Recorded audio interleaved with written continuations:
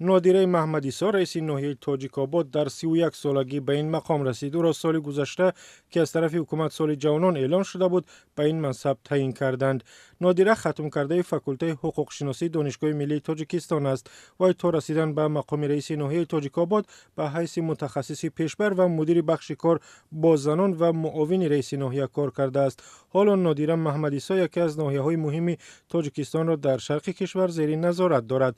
نادیره محمدیسا از جمله 6000 جوان است که به گفته مقامات در سال جوانان صاحب کرسی رهبری شدند. نادیره روز 12 فوریه در صحبت با رادیو آزادی گفت تا رسیدن به این زینه مهنت حلال و هنر و توانش به او کمک کردند و افزود من دانشگاه را طریق کوت پرزیدنتی ختم کردم. وقتی به زادگاه برگشتم کسی برای من تقان نبود. فکر میکنم اگر انسان در کجای هست کاری حلال کند حتما قدردانی می شود میگوید. و مقامات تاجیکستان میگویند در یک سال اخیر حدود 8000 جوان به خدمت دولتی جلب شدند که از آنها حدود 6000شان منصب‌های رهبری کننده دارند. این رقم 24% کادرهای رهبری کننده در سراسر کشور را تشکیل می‌دهد.